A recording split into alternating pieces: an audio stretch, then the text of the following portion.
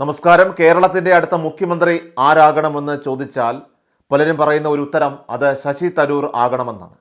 ശശി തരൂരിന് മുന്നിൽ BJPയുടെ അടവുകളൊന്നും തന്നെ ഇനി നടക്കില്ല.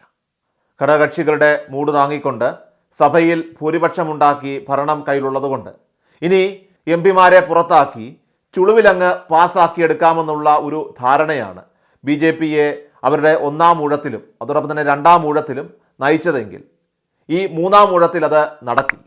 അത് പ്രത്യേകിച്ച് ശശി തരൂരിനെ പോലെയുള്ള ഒരു വ്യക്തിയുടെ അടുത്ത് ചെലവാക്കില്ല. അത് BJPക്കും അതോടൊപ്പം തന്നെ നരേന്ദ്രമോദിക്കും നന്നായി അറിയാം. കേരളത്തിൻ്റെ മുഖ്യമന്ത്രി പിണറായി വിജയൻ ചോദിക്കേണ്ട ചോദ്യമാണ് ശശി തരൂർ MP ഇവിടെ ചോദിച്ചിരിക്കുന്നത്. വയനാട് ദുരന്തം ഉയർത്തിയാണ് പാർലമെൻറ്റിൽ ബില്ലിനെതിരെ ശശി തരൂർ അതിരൂക്ഷമായി സഭയിൽ ആഞ്ഞടിച്ചത്. ആഭ്യന്തര സഹമന്ത്രി നിത്യാനന്ദ റായിയാണ് ബില്ല് അവതരിപ്പിച്ചത്. ഈ പുതിയ ബില്ല് തന്നെ ഒരു വലിയ ദുരന്തമെന്നായിരുന്നു ശശി തരൂർ ആദ്യം തുറന്നടിച്ചത്. വയനാട്ടിലുണ്ടായ ദുരന്തത്തെ വേണ്ടവിധം കാണാത്ത നരേന്ദ്രമോദി സർക്കാരാണ് ഈ രാജ്യത്തെ ഏറ്റവും വലിയ ദുരന്തമെന്നും തരൂർ ഇവിടെ ആഞ്ഞടിക്കുമ്പോൾ, ഇതെല്ലാം രാജ്യത്തെ ജനങ്ങൾ മുഴുവൻ കേൾക്കുമ്പോൾ മലക്കമറിയുന്ന ഭരണപക്ഷത്തെയാണ് നമുക്ക് സഭയിൽ കാണാൻ സാധിക്കുന്നത്. സർക്കാർ എടുത്തുചാടി ബില്ല് അവതരിപ്പിക്കുകയാണെന്നും കാര്യങ്ങളിൽ വിദഗ്ധമായിട്ടുള്ള രീതിയിലുള്ള പഠനം നടത്താതെയാണ് ഈ ബില്ല് കൊണ്ടുവന്നതെന്നും, വയനാടിനെ സംബന്ധിച്ച് അവിടെ ഉണ്ടായത് ഒരു വലിയ പ്രകൃതി ദുരന്തമാണ്. ആ ദുരന്തത്തിൽ ഒരു പ്രദേശം തന്നെ ഇല്ലാതെയായി. 480-ലധികം ആളുകൾ, ജനങ്ങൾ കൊല്ലപ്പെട്ടു. കൃത്യമായിട്ടുള്ള കണക്ക് ലഭ്യമാക്കാനും സാധിക്കുന്നില്ല.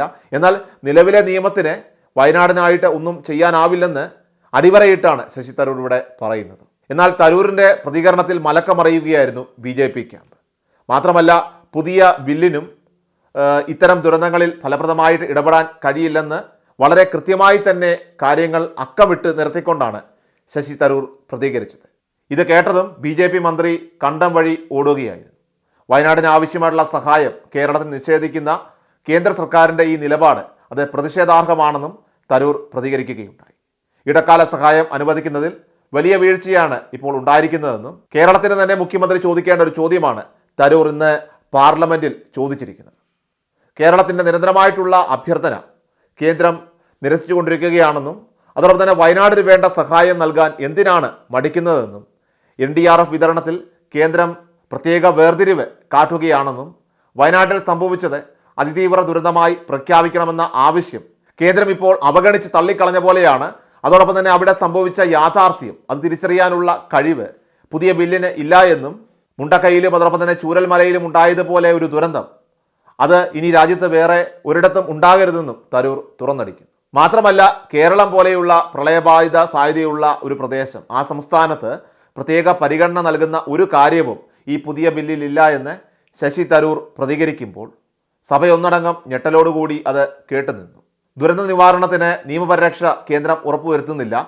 സഭയിൽ MP മാരുടെ പ്രതികരണം കേൾക്കാനായിട്ട് BJP സർക്കാർ അവസരം നൽകുന്നില്ല. അതുകൊണ്ട് കൂടുതൽ നാണം കെടുന്നതിന് മുൻപ് ഈ ബില്ല് തിരികെ വയ്ക്കുന്നതാണ് നിങ്ങൾക്ക് നല്ലതെന്നാണ് ശശി തരൂർ ഇവിടെ പറയുന്നത്. എല്ലാ ദിവസവും വാർത്തകൾക്കായി സബ്സ്ക്രൈബ് ചെയ്യുക, ഫോളോ ചെയ്യുക. വാർത്തകളുടെ നോട്ടിഫിക്കേഷനായി ബെൽ ഐക്കൺ എനേബിൾ ചെയ്യുക. Please subscribe our channel.